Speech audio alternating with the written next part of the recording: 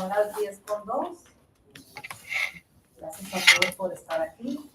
Vamos a empezar con la agenda con el punto número 1, que es el saludo a la bandera. Nos vamos a poner de pie.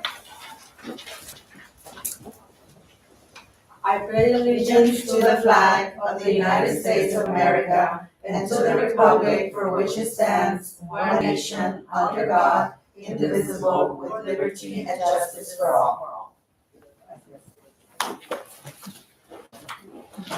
Vamos a pasar al segundo punto, que es el pase de lista. María Rodríguez. Presente. Marta Rodríguez. Elni Flores. Luis Ramos.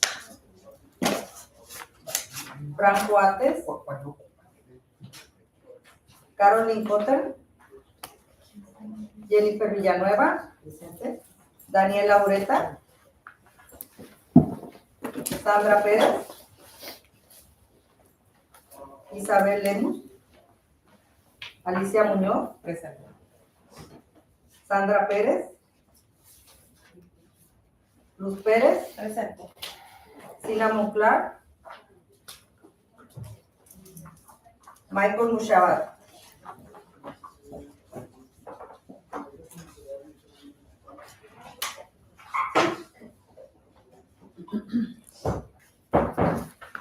Vamos a pasar al tercer punto para aprobar a la agenda. Si alguien quiere dar la moción. Repite su nombre, por favor. Alicia Muñoz. Muñoz. Gracias. Yo la segunda. Gracias.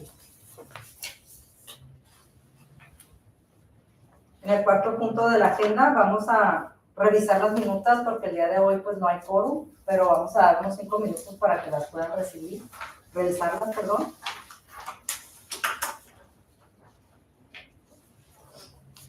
Y comité, nomás para avisarles que sí nos avisaron varios de los papás que no pueden estar aquí. So, esperamos que podemos volver a reunirnos. Yo les aviso cuándo vamos a poder volver a reunirnos y hacer esta junta, ¿verdad? Gracias.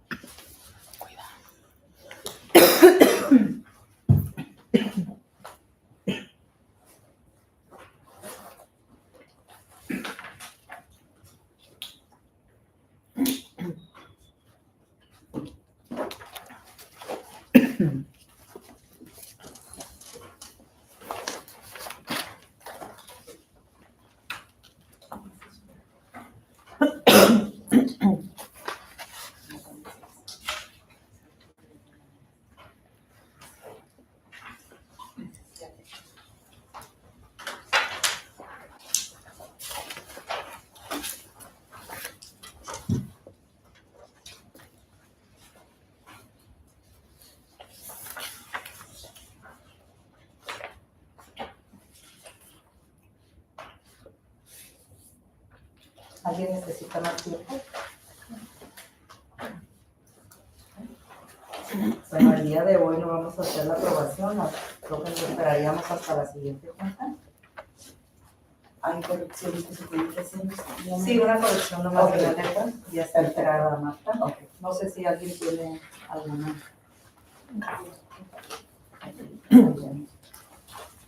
Entonces vamos a dar al siguiente punto de nuestra agenda, que es en la parte número 5, que es la presentación de ELCAC por Ms. Rodríguez. This presentation will be in English. So if you need translation, we do have Mr. Simon's translation.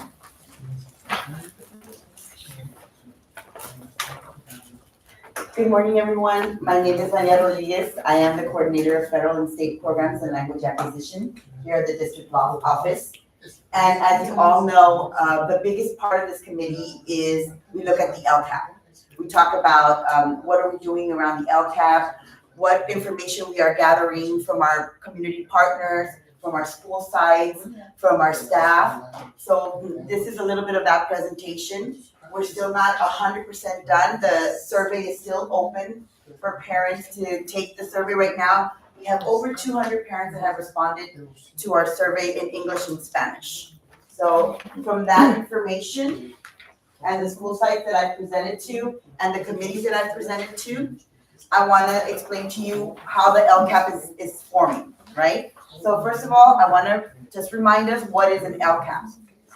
Because of Ed Code, each school district shall adopt an LCAP using a template adopted by the state.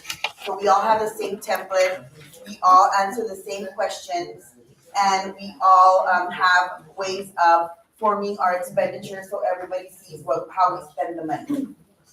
It is written as a 3-year plan. We are ending our first year this year. And for next month, I will have the annual review for the LCAP in its entirety, right? Because we still haven't finished the cycle. And then based on the California dashboard and from last year, we start writing our LCAP for this next year. When, I'm sorry? Based on the California dashboard from last year, because the California dashboard scores don't come out until maybe August or September. Mm-hmm. So we can't base our LCAP on those scores, we have to base it on last year's scores. So the next year's LCAP will have this year's scores. Okay. And I think a lot of Title I, all the titles that we have, Title I, Title II, Title III, and just to explain to you, Title I is low socioeconomic status. That is Title I, that's federal money that's given to us based on the percentages of students that we have that are low socioeconomic. Title II deals with professional development around all the needs of our Title I students.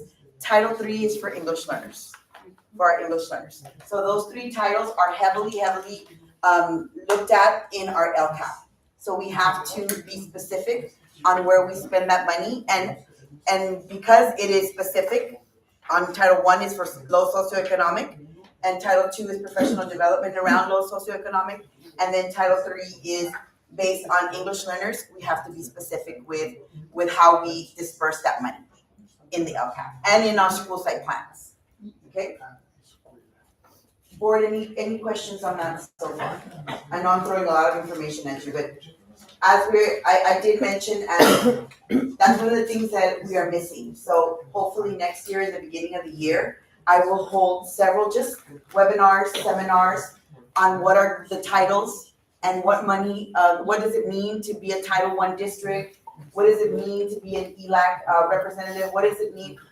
So we can get more parent involvement. I think that the more we know, the more we say, oh, okay, I think I'm interested in this committee, or I think I'm interested in this committee, and I'm gonna try to hold some in person and some virtual.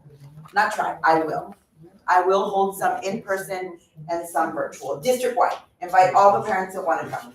Okay, so I'll send out flyers and make it accessible to everyone, because it's important for us as parents to know in the beginning of the year what's available, so you can start participating and insert yourself where you find that interest, right? Or what belongs to you as a parent. Okay, educational partners is key here. You are our educational partner. You are our most important educational partner, our parents. Because you tell us what is happening with your children at home, what is happening with your children at school. You are our most important educational partner. And the opportunity for you to be active in that conversation is important to us, okay? Provides accountability and transparency through data. So sometimes our data is not something that is, what I wanna say, like a highlight. We do have some of our student groups and some of our students that are struggling. And right now, our biggest struggles are students that are long-term English learners. And I want to explain to you that term because a lot of us might not know what that term means. So a long-term English learner are students that have been here 7 years or more in a U.S. school and are English learners and have not reclassified. Normally, we will not see those in the elementary. We won't, because obviously it's only up to 6th grade. So even though we don't qualify, we don't start counting preschool or a TK. We start counting until kinder. Okay, that's just so we are clear. A long-term English learner starts counting in kinder that they've been in a U.S. school and above. Okay, so once we only have maybe, I think the high school that has students that are considered long-term English learners is Willow. Let me see who else. I think Willow, that's it. They have the highest, but maybe no more than 10. No more than 10. Because they don't become long-term English learners until their 7th year. So where are they in their 7th year? ¿Dónde están? 6th grade. No. Middle school. Middle school. They're in middle school. So San Ysidro Middle School and Vista Del Mar That's why they're all there. Yes, they are all there. Correct. They are all there. Ms. Rodriguez, could you repeat about what you said about Willow Elementary? Willow probably has the most long-term English learners in 6th grade right now, maybe, but they're less than 10. Means that they're not reclassified. They haven't been reclassified, correct. But that's it. I think maybe Smythe has 6. I mean, they're scattered. There's not a big amount in the elementaries. They all land in the middle school. But how are they in the, well, because they're going into 7th grade, yeah. Correct. So like I said before, we have state priorities and areas that we have to develop in our LCAP around the conditions of learning. And we have like basic services, we have state standards and course accessibility. If you go into to be honest with you, the California dashboard, if you see it for the first time, it can be a little overwhelming. There are videos that you can watch in the front page when you first access the California dashboard that kind of guides you in any language that you want to listen to, and it helps you understand. So in the LCAP, I have to touch on every single one of these and make sure that I have a plan on how we are going to develop that as a district, okay? So we have basic services, we have state standards, we have course accessibility. That means, do they have books, do they have materials, all that, right? Basic services means, do they have a place basic like the facilities, do they have a room where the kindergartens have a restroom, things like that, basic services. Engagement, the parent involvement is one of the engagement, student engagement, which is chronic absenteeism, suspension rate, goes under student engagement and school climate, okay? And then the student outcomes, which is our student achievement, which ELA, math, and our English learner progress is identified in these. So just to break it down a little bit. And all of this information needs to be something that is equitable and transparent for all students, including our students with disabilities, including all students, because there are so many subgroups within our California dashboard. We have Hispanics, we have all the races, we have our students with disabilities, we have our English learners, we have our long-term English learners, we have our homeless, and we have our socioeconomically disadvantaged students. Those are all the groups that we have to make sure that we address within our LCAP. So how do we gather feedback from our educational partners? We do surveys. I've collected about 503 responses, not just from the ones we send out, but I've gone to schools, I've gone to committees, and I have about 503 responses right now. This committee gave me their responses, DLAC gave me their responses. I met with our administrators, I meet with both unions, the SYEA and the CSEA. SYEA is the teacher union, CSEA is our classified union. That's our instructional aides, our secretaries, those all fall under CSEA.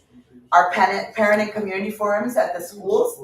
And then some of the meetings that I have attended have been a coffee with the principal or an ELAC or a school site council. Next week, I'm doing a couple of other schools that I haven't included, but I'm even going into a virtual meeting with BDM at 6 o'clock for the school site, I think it's school site council or coffee with the principal. And that's where I'm going to do my presentation. So at staff meetings, I presented to staff because sometimes our own staff doesn't know what's in our LCAP. And that's important because the same thing that's in our LCAP should be mirrored in their school plan. Okay, so those of you that are part of your school site council, I congratulate you and I thank you because that is such an important role in our schools. Such an important role in our schools. Important role. Because you get to see how Title I money is distributed in your school site. And you get to be part of that. And you get to advocate and talk to other parents about how that money is spent. Okay? So if you have never considered being part of the school site council, I'm telling you it's an experience you should. At least once in your career as a parent, with children, I would advise you, it is a 2-year term. It is, most schools have a 2-year term, and I advise you to be part of that. And in the middle schools, we also do student representative meetings, and they give us feedback on the LCAP. We do that at the middle schools, because they're more, they're more articulate. And they're very present, at least at the middle school. Yes, very. So educational partner feedback, these are the top themes that have emerged from the feedback I have gathered. Of course, social, emotional, mental health support is a big one. The enrichment activities. To be honest with you, I hear a lot of positive things about it. There's a couple of things that we need to work on, but I do hear a lot of positive things around innovación and the enrichment activities they have, not only after school, before school, but also during our breaks. Our summer breaks, our winter breaks, our spring breaks. I hear positive things. Interventions and tutoring. What I've heard lately in this feedback that I've gotten from parents is that they want to understand a little bit more about how to help their children at home. So that is feedback that I'm going to give to my principals and of course my superintendents, so we can start creating just some supports to support parents. And I don't know what that's going to look like yet, because this is the year that I hear a lot of parents saying, I want more support with helping my children at home. Right? It's a lot more than usual. I mean, I've heard it before, but not like I've heard it this year. So remember, in order for it to be a theme, it needs to be, a lot of people saying the same thing. So that's how we are able to gather the important points from all this information that's given back to us. Increased communication from school to home. Dual language. And what I've heard around dual language is that they want more information to give to other parents about the positive effects of being in dual language. So that's why we created a brochure, that's why we created flyers. I am going to meet with principals before the end of the year to give them all the updates of what we have done around dual language, so they are informed as well.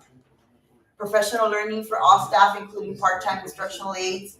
I've heard just the continuous on curriculum and instruction, because even though we are the teachers teaching in the classroom, we need a refresher. Just like our car needs a tune-up every single year, we also need a tune-up, right? So they want just refreshers on how to look at our curriculum, our state adopted curriculum for, actually it's TK through 6th grade, it's benchmark. It's in English and Spanish.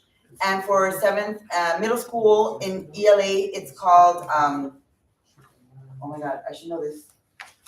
It'll come to me. But we do have, it's different for middle school benchmark. It does not have a middle school component, but we do have it, we do have an ELA curriculum, and we, in ELA. Oh, why can't I think of it? I know it. It'll come to me. But we are in the process of looking at another adoption for math. So teachers have been coming together all year and looking at math materials, because if it's not state adopted, we cannot adopt it as a district. The state has to give us the green light first before we can even look at any pilots for any curriculum. That's important for a parent to know, right? Because sometimes parents say, oh, well, I heard that this works in where I came from. You know, it's Ysidro, we are a revolving door. So that we have a lot of parents from other states that come to us and say, well, this was working in another state, but if our state does not adopt it, we cannot adopt it as part of our curriculum. Okay? Parent educational opportunities, access to technology, and writing across all curriculum areas. These are concerns that parents have that tell us, hey, you know, I see stuff coming home, but I don't see a lot of writing happening with my child when they bring stuff for homework. Things like that. Those are the things that I read and trust me, I read all of them. I read all of them because that helps. It helps me to guide how I'm going to map out our LCAP, or because we do have a committee. We meet with the committee is the district advisory committee. So we meet with both unions and our CBO, myself, and the secretary of the CBO. Okay, so we do meet, I think it's 4 times a year to discuss the LCAP. And these are not meetings this is not an open meeting, it's an internal, okay. So LCAP multiple measure growth indicators. So California Department of Education has academic indicators, which is ELA and math. All 3rd through 8th grade take this test, and that's how we see if they're progressing. And then we have the LPAC, which gives us the English learner progress, right? This is the first year in the California dashboard that we actually have a color. If you saw what I presented yesterday, where we had the matrix and the colors, you know, the green, the blue, the green, the yellow, orange, and red, we didn't used to have that for English learner progress. Now we do. So we were supposedly, well, this year we are in the red, but last year we were in the green. And we explained why we were. Because we reclassified so many students in such a short amount of time. You're talking about close to 1,000 kids in 3 years. That number dropped. Our English learners dropped. Our percentage of English learners dropped. So now those kids, these kids that were reclassified become part of our English learners. I mean English only. So this leaves this group a little deficient. We still monitor these kids to make sure that they continue progressing. 4 years. We monitor them 4 years. Another thing that's within the California dashboard is our suspension rate. That's monitored. Student attendance, our chronic absenteeism is also monitored. Our local measures, that means right here in our district. What do we do to make sure our students are progressing? How do we see that? Not just the California dashboard, because remember, it's a year-old data, right? It's last year's data. It's not this year's. It's last year's. So we do common district benchmark assessment, K through 8. We do referral and suspension data. We look at student attendance and engagement referrals. And we also send out surveys, not only to students, not only to parents, but to students too. Our school sites, especially at the middle school, they are constantly surveying their kids and asking them what they think about, what's happening during lunchtime, what what's happening after school. How do they like? Can we improve during the day for you to have more engagement during your lunchtime? They're constantly asking them questions on how to make it better for them in the middle school. Because remember, middle school is a tough time for everyone. So I want to make sure. So this LCAP, like I just said, is a 3-year cycle. We started last year and it ends in 2027. And it is a commitment to making it better for our students, right? And we have 3 goals around these the state priorities. Our goal is student achievement, which includes ELA and math for all students and English language progress. So in goal 1, we have these 3 things. Okay, let me go back. I'm going to point at them. For our goal 1, under student achievement, we have English language arts, math, and our English learner progress in goal 1. Okay, because if we address English language arts and math, it should affect all students, right? And we should be able to make them all move forward, right? Progress. And that is what we are trying to do every single time. Progress is what's measured in the California dashboard. One more time. Progress is what's measured in the California dashboard. It does tell us how many students met or exceeded the standards, but what we measure is progress. What was the third one? English, math, and English, math, and English learners. thank you. That's what we are focused on in goal number 1. Goal number 2 is our social safety, climate, and student well-being. So it covers these 2 priorities, these 2 state priorities. That's what it covers: safety, climate, and student well-being. So this is where you're going to see, we're going to measure chronic absenteeism. We're going to measure suspension here in goal number 2.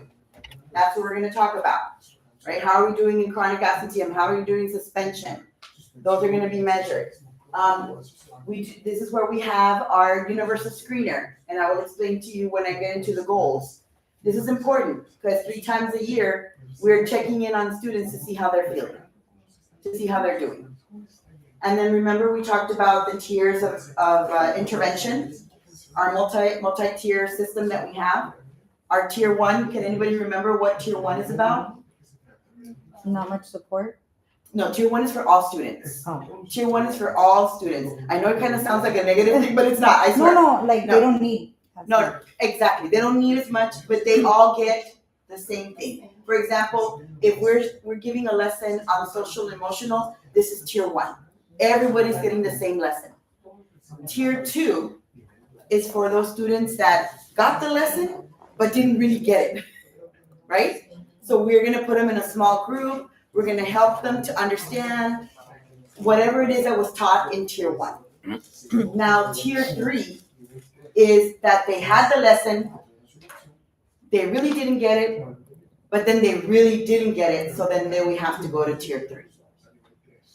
So we don't have a lot of students in our tier 3, thank God, because we have social workers in our schools, we have counselors, we have psychologists, we have wraparound services, and that really has supported our students and their social emotional social emotional health. Okay. Any questions around the alignment? Any questions on the alignment?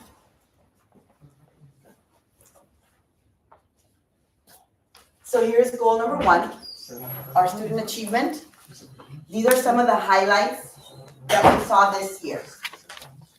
Okay, the year still is not over. We have Common Core assessment, our matrix, it's our instructional design.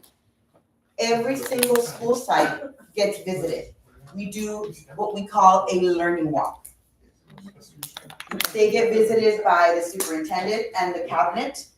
They get visited by coaches, and the coaches and the principal walk together to the classrooms, and they look at what's happening in the classrooms based on the goals that we have, right? Based on the goals that we have for English language arts, for math, and for English learner progress. We do data reflection sessions. Every time students take a test, we come together as a kinder team, as a first grade team, all grade levels come together and look at how the students came out on the test. And then we determine what interventions we're going to give and how we're going to support the students to make sure that they master those standards that were being taught. We have planning time. We're very lucky to have our sci-fi team. We're very lucky to have our sci-fi team that they go weekly, actually daily, to release teachers in every single school site and give them 60 minutes of planning time, of professional learning time with the principal, with our resource teachers, with myself. I've gone in to support them in how to help in English language arts, in math, and our English learners, right? So those are our 3 focuses. So if anyone asks you, what is the focus of our district? It's always going to be our math and ELA, and definitely our English learners right now, because that's what we're seeing that's what they need in the dashboard, right? Our English learners. We have Avid and Avid Excel in the middle schools. As a matter of fact, Vista Del Mar became an Avid certified school. So I'm super, super proud of them. They have been working really hard. They've incorporated Avid not only in their Avid class, but in all their other courses as well. In math, in ELA, in social studies, they've incorporated Avid. So we're going to be working with San Ysidro Middle School to make sure that that's happening as well. Intervention programs and supports embedded within the school day. Like I was telling you, we have tiers of instruction, multiple tiers of instruction, not just in social and emotional, but also in learning. So if we give a lesson, it's for tier 1, right? Tier 2 is where we put them in small groups. This is where we call small group instruction to make sure that our students are understanding what I just explained to them, right? So within our instructional design, we have the whole group instruction, we have small group instruction, and then we're checking for understanding. That's within our instructional design, okay? Any questions about that? Because that's super important that you know how structured their day should be in their class. In any subject matter, not just in English language arts, they have to have some, a whole group, small group, and then checking for understanding. It's I do, the whole group, we do, and then you do. Right? That's the basic concept of it. Anyway. So professional learning and implementation support for staff supported by our resource teachers. Like I said, they will go into classrooms, they will go into professional learning communities within the school sites, and we will support our teachers. Right now, like the biggest push is our English learners. We are getting ready to kick off a series of empathy interviews for our middle school students, for our long-term English learners. So we're trying to understand, like, how have we gotten to this point? What is it about school that you like? What is it about school that you don't like? When have you felt successful? Things like that. We're going to ask them just a couple of questions. We sent out parent permission slips, and we will be working on that next week. So all long-term English learners will be interviewed, and we will have all that data. They're going to tell us how, and these are our students. And I've invited principals from the elementaries to work with some of their students that have become long-term English learners, so they can also hear why are they here. To prevent it. Exactly. So that's what we're working on next week.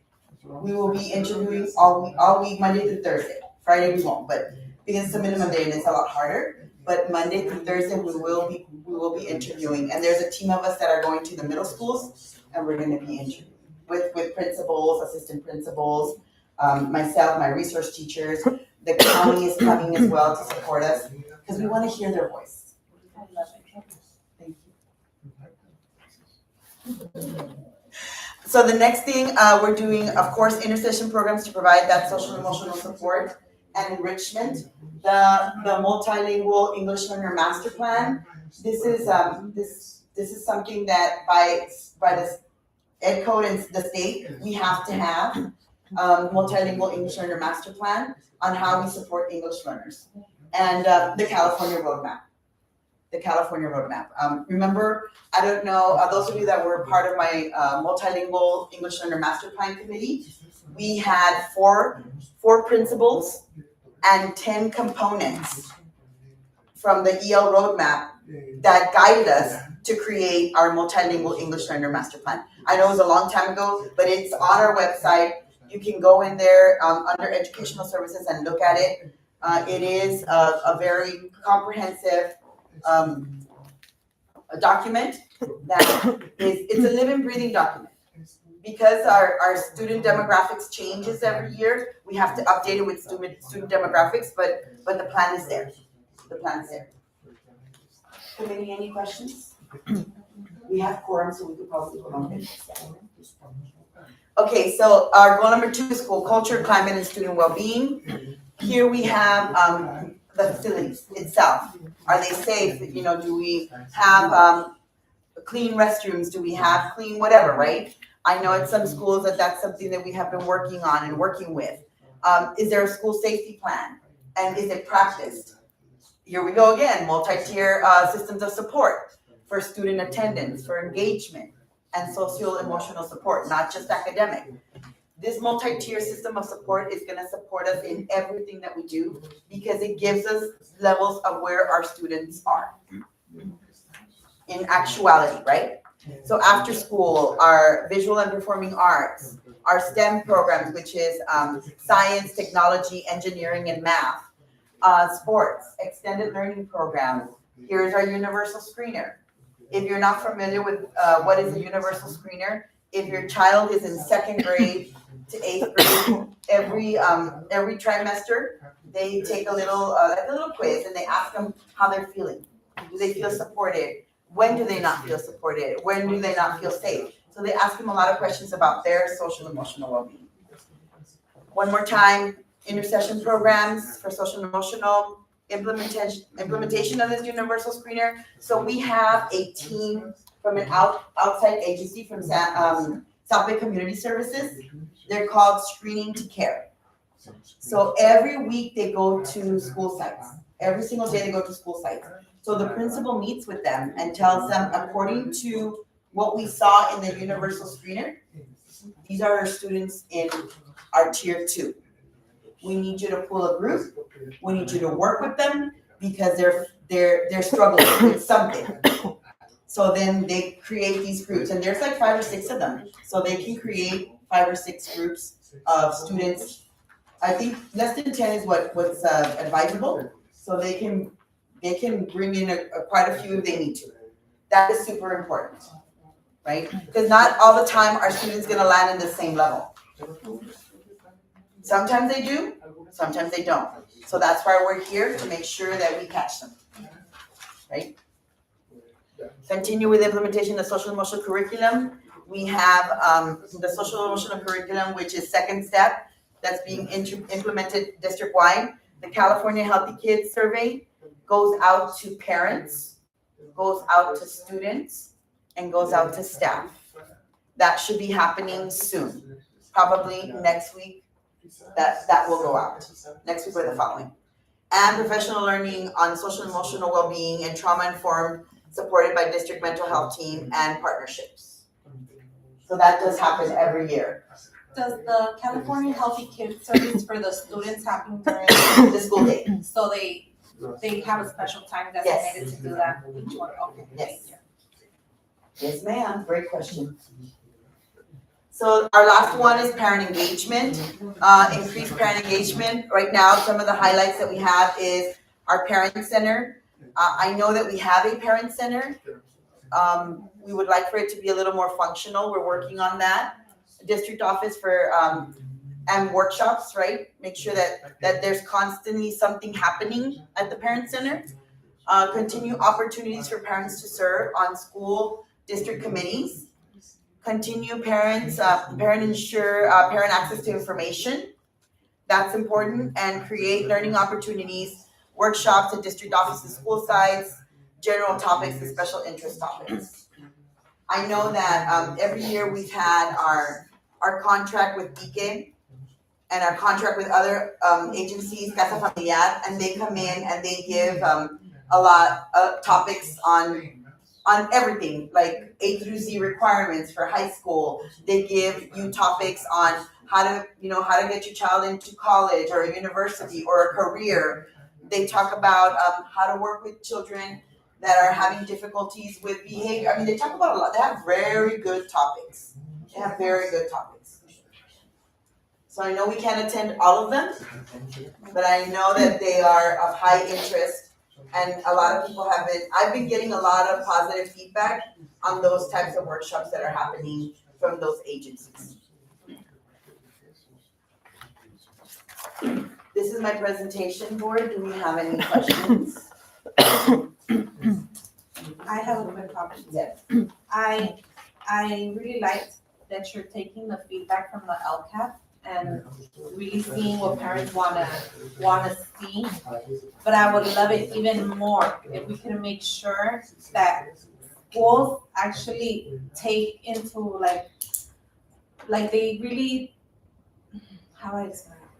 That they take it in what we want, because sometimes we get discouraged to speak out when we say, hey, I would love to see this happen in my school, and nothing gets done. So parents just really go like, why do I speak up if nothing's going on? So if we could make sure that each principal would actually see what the feedback is and do something about it, that would be great. I will present this to them. I love it. Okay. Yes. Yo tengo un comentario que es algo de lo que he hecho hincapié todos los años que hemos estado aquí, lo digo con tristeza. No es nada más en este distrito, en todos los que veo, en todas las escuelas que veo, siempre veo a los papás ausentes. Creo que es algo bien importante que el papá haga presencia para que un niño pueda en cualquiera de sus áreas producir lo que estamos esperando, ¿verdad? Desafortunadamente yo he tenido malas experiencias de que veo que padres que ni siquiera están trabajando ni hacen nada, ni siquiera sí quieren asistir a las juntas. No conozco sus situaciones ni es el caso de su edad, pero yo sí quiero recalcar esa parte con ustedes como distrito, que sigan tratando de llegar a ellos por todos los medios que existen ahorita. En todas las escuelas hay las aplicaciones de Classroom, por medio de la página del distrito, la oficial, por medio de los comunicados que se están haciendo cada semana. He estado viendo que se ha habido muchos avances en la comunicación, pero creo que todavía se puede hacer algo un poco más reforzado con las secretarias. Bueno, hay mucha tela que se puede cortar todavía. Entonces, no quiero que sea un pretexto de los padres decir que la información no está llegando a cabo. Es un comentario sano que yo les pido que sigan tratando al menos de tener la información. Además, sé que este problema no es nada más aquí, es en todos lados. Yo estoy bien consciente, pero es lo único que yo les pido, que traten de hacer llegar la información para que no haya pretextos de los padres, porque hay demasiada ausencia. Yo tengo un comentario para hacer el comentario que acaba de decir. Hay ciertas escuelas que por más que los padres quieran involucrarse, nomás ni la principal, ni el staff de allí, they're not welcoming to parents. So, being that said, how are you supposed to approach them if they're not welcoming? If they're just like, oh, no, dismiss. That's not okay. Porque hay muchos padres que quieren estar involucrados con las cosas de sus hijos, ya sean educación especial o educación general. Entonces hablan con la principal o con el staff, quieren hacer algo, quieren involucrarse con sus hijos y de todos modos no los toman en cuenta. Entonces, ¿cómo vamos a motivarse los papás a tratar de hacer algo por su escuela o por sus hijos cuando siempre que tratan de hacer algo positivo lo hacen como algo negativo y que están tratando de de ser So, algo negativo así. Nomás así déjenme fuera. decirles, uno de los propósitos de este comité es que usted lleve esta información y regrese a su escuela diciéndoles, esto es lo que yo aprendí y esto es lo que debemos de estar haciendo. So, yo creo que como papá de familia, eso es algo que tienen, van a ir a su junta de School Site Council, o a su ILAC, o al cafecito con la directora y díganle, esto es lo que aprendimos en our District Parent Advisory Committee y necesitamos implementar más cosas. Tenemos que tener más transparencia, tenemos que tener más comunicación. Eso es, y yo también voy a comunicar todo lo que ustedes nos dicen, voy a comunicarlo con los directores. Y no quiero que piensen que es personal, sino que es Absolutamente. cosas que escucha uno de diferentes padres y todo, y creo que uno que tiene la oportunidad de hablarlo, puede hablarlo y dejarlo saber, para que las demás personas sepan lo que está pasando, porque no todos sabemos, nosotros sabemos lo que está pasando en las PAI con nuestros hijos, pero desafortunadamente no todo el tiempo tenemos información de otras escuelas para dejar saber lo que está pasando. Y las personas que van a esas escuelas no tienen esa voz. Yo nada más tengo una pregunta para la señora. No sé si a lo que se refiere se está hablando algo personal o si está hablando que no tienen acceso, porque yo estoy hablando en general a lo de las juntas, a lo de los talleres, a ese tipo como de información para que los padres se integren. No sé si a eso es a lo que se refiere, que usted ha visto una limitación también en eso, que a los padres no les permiten integrarse, o está hablando de algo personal. No, como comenté, no es algo personal, sino que es algo que he escuchado. No personal de usted, sino de los padres, o sea, porque a veces dicen los padres, no me dejan involucrarme, pero se refieren a los problemas que ellos tienen o situaciones, o si no lo dejan involucrarse en una junta, en un comité, porque todo tiene un protocolo. Entonces por eso era mi pregunta. Claro, no, yo estoy hablando en general. No es de que sea una persona que está diciendo algo o así, no. Yo estoy hablando en general por lo mismo, porque yo no sé exactamente la situación, sino que son de voces que se dice y todo. Entonces, a mí se me hizo fácil ahorita hacer ese comentario. No es que esté atacando a nadie, Claro. ni que esté tratando de hacer Sí, controversia. lo entendimos. Ajá. Sí, lo entendí. Gracias. Así lo Sí. entendí yo también. Gracias. Vamos a pasar, gracias por sus comentarios. Gracias. Vamos a regresar al punto número 3. Aprovechando que ya está aquí la señora Lemos, ya tenemos quórum y tenemos que aprobar las minutas. No sé si quiere tomar unos minutitos para checarla. Okay. Se la puse ahí en la hoja. Nosotros ya la checamos cuando usted está lista para que alguien haga la primera moción y alguien la secunde, por favor. Ahí está la final. Gracias.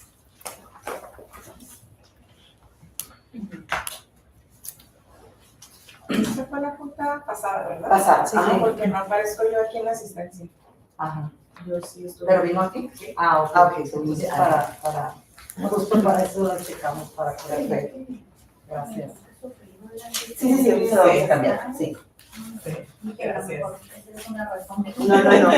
Cuando Gracias. esté lista, señora, hacemos la aprobación. Gracias.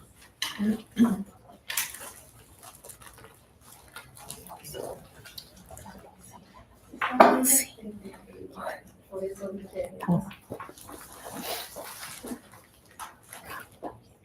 Ese es lo que escucho Las pasadas. Oh, ok.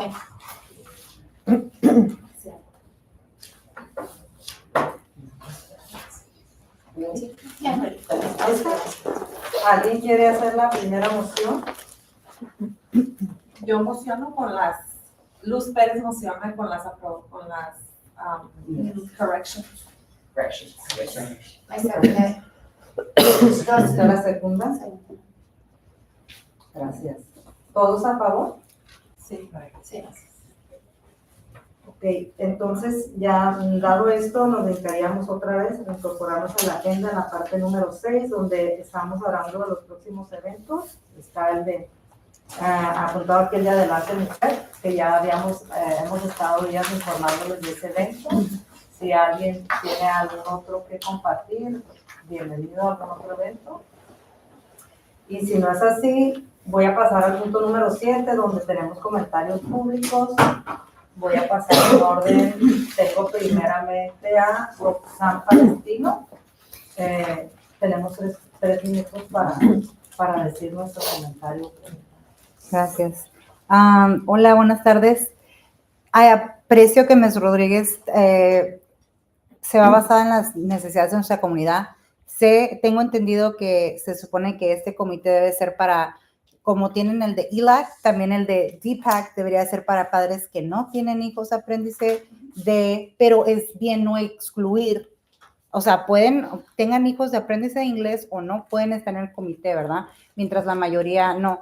Al igual con lo de ELAC, ¿right? Como ELAC, son para padres de aprendizaje de inglés, pero si hay un padre, ejemplo yo, que no tiene English Learners, aún podría ser parte de ese otro comité. Pero pienso que usted dijo, he estado escuchando mucho que los padres quieren cómo hacerlo en casa. Pues sí, pero también hay padres que quieren que se enfoquen en la escuela y la tarea a veces no es lo más importante. Para mí, pienso que también son niños, tienen otras necesidades, ya van varias horas a la escuela, muchos no tienen una casa donde ir y hacer su tarea. O sea, son muchas cosas, pero lo que yo me refiero es de que cómo van a poner a los mismos miembros en las dos, cerrando la oportunidad. Y te digo, Ms. Villanueva, hace un muy buen trabajo. Gracias por estar tanto tiempo aquí. La entiendo cuando dices, ocupamos más padres y el acceso a saber de qué es esta junta, cuál es la diferencia entre DPAC y DLAC y ELAC. Nadie sabe. Usted sabe la primera junta que vine, cuánto llevo navegando ese sistema para yo entender.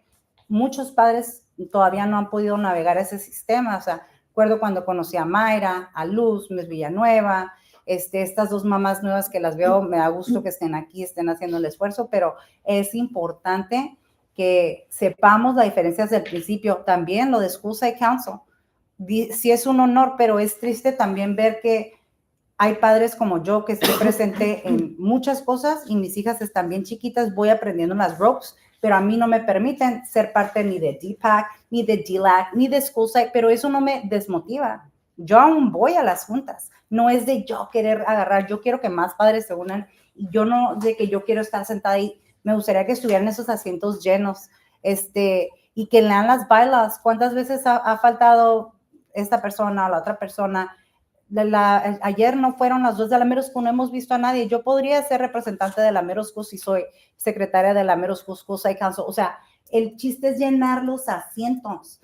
Entonces, para mí es importante que lo hagan desde el principio del año, toda esta educación a los padres, que ustedes vayan a sus escuelas, les digan a sus compañeras, que nos den el acceso en línea, pero ya se me acabaron mis 3 minutos. Gracias. Muchas gracias. Voy a hacer los seconds. Bueno, voy a seguir con la siguiente, que sería Jessica Mesa. Hola, buenos días. Mi nombre es Jessica. Yo vengo con, pues son muchos, pero voy a decir uno, una preocupación que yo tengo a mi hijo en la mirada. Mi hijo ya está en educación especial, está en TK. ¿Cuánto tiene que empezó el ciclo escolar? Más o menos como 8 o 9 meses. Entonces, cuando empezó el ciclo escolar, yo le dije, no tiene mi hijo la misma maestra que tenía, ahora tiene otro maestro, que mi hijo acaba de dejar el pañal. No sé si ya lo había comentado, no sé, pero pues no pensé que se iba a alargar tanto. A mi hijo le da miedo ir al baño en la escuela.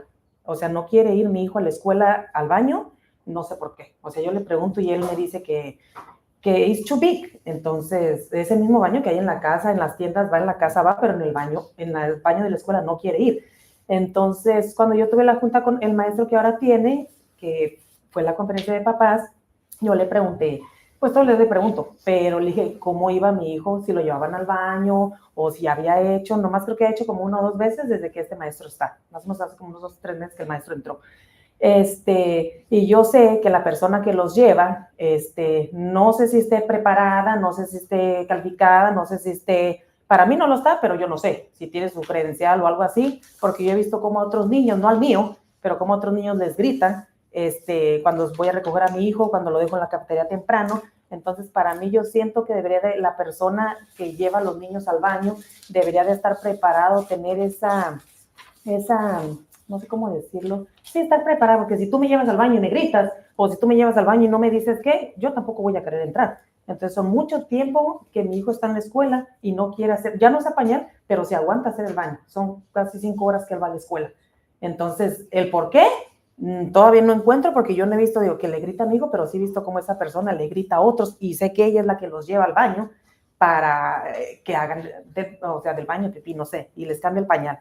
Pero sí estuviera bien que las personas que están encargadas de nuestros hijos estuvieran preparadas y tuvieran esa, más si es un niño de educación especial, pues no cualquiera vas a poner ahí. O sea, si me ponen yo no voy a saber cómo trabajar con niños porque yo no estoy preparada para eso. Pero sí me gustaría eso porque le pregunto y él nada más me dice que no le gusta el baño. Yo ya me metí al baño, todo, pero él no va al baño en la escuela. Entonces no sé si es porque la señora le grite, le pregunto y él no me dice. O sea, no me dice mucho mi hijo. Pero hay algo ahí que yo sé el por qué él no quiere ir al baño en la escuela. Porque en otros lugares sí va, nomás en la escuela no quiere ir.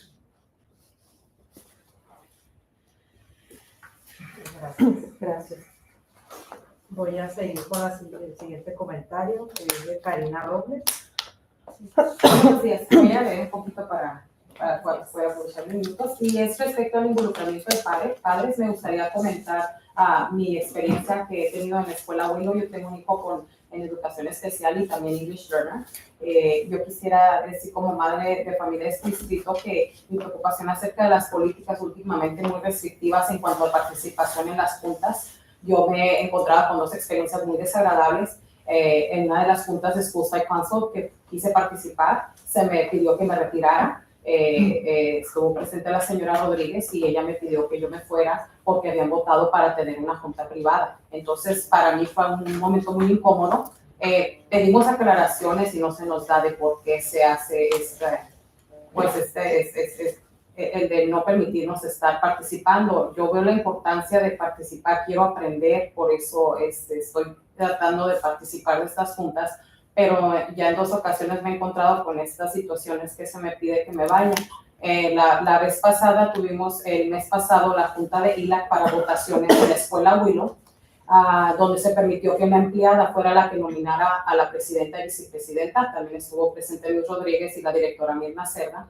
Yo hice mi comentario público preguntando si esto era permitido, ya que no se nos dio oportunidad ni siquiera de nominarse. Yo estaba considerando ponerme para poder participar, aprender, y la verdad se permitió que esta señora que es de una agencia de Chula Vista que da clases de padres, ella fue quien nominó a la presidenta y vicepresidenta, y yo pedí aclaración a la señora Rodríguez, a la directora. No se nos ha dado hasta ahorita por qué se permitió esto y no se siguen las reglas. También se está usando mucho a seguridad de la escuela para estar presente mientras los padres venimos a estas juntas, especialmente cuando yo doy comentario público. Es intimidante, o sea, queremos participar los padres y se nos intimida. Yo apoyo mucho el comentario que hizo la señora Isabel. Es verdad, no podemos participar a gusto porque nos están observando. Hacemos un comentario, nos están observando. A Roxanne yo la he invitado a apoyarme porque ella tiene más conocimiento de estas juntas. Le han restringido la entrada en la oficina. En esta junta que hubo en marzo 21, creo que fue, yo la invité a venir para apoyarme, explicarme las reglas. Se le restringió la entrada en la oficina porque no es padre de Willow. Entonces están poniendo muchas reglas para participar. Si no eres padre de English Learner, no puedes participar. Ese es un comentario que se está agregando mucho en Class Dojo para restringir a padres de otras escuelas a participar. Yo he ido a la escuela de ella y no he tenido ningún problema en ir a la mirada cuando yo no puedo ir a las clases de padres en Willow por cuestiones de agenda. He ido a la mirada y he sido bienvenida. He participado de las clases de pique sin ningún problema, pero en Willow hay mucha restricción de parte tanto de la directora como de la señora Rodríguez en cuanto a uno poder participar. Entonces, algo que sí me preocupa bastante, si lo restringió mucho de más. Muchas gracias. Muchas gracias. Gracias por sus comentarios. Me parece importante que sean la voz y escuchar, y les agradezco porque en todas las escuelas pasan situaciones diferentes. Justo ahorita que pase al comentario número 8, digo mi testimonio. Estoy en el punto número 8, donde hay comentarios, retroalimentación o temas de los miembros, y alguien quiere hacer otro comentario más de ustedes. Yo en lo particular quiero hacer un comentario un comentario, un testimonio, aprovechando lo que se ha dado ahorita aquí. Me da mucha tristeza ver todas estas situaciones. Tengo aproximadamente 7 años participando. Créanme que es muy cansado. Es muy cansado todo esto y desgastante porque a veces no ves resultados tanto como tú quieres del personal, como obviamente de los padres y tristemente a veces de los niños por diferentes situaciones. A mí me encantaría no tener que haber tenido en el pasado la necesidad de que las mismas escuelas me dicen, ayúdame, me llamaban, tenemos más de 1000 estudiantes y no tenemos padres que se puedan nominar, porque todo esto tiene un protocolo, todo esto tiene un porqué, todo esto se hace con nominación, con ciertas normas. No podemos decir yo quiero ser y voy a hacer. Todo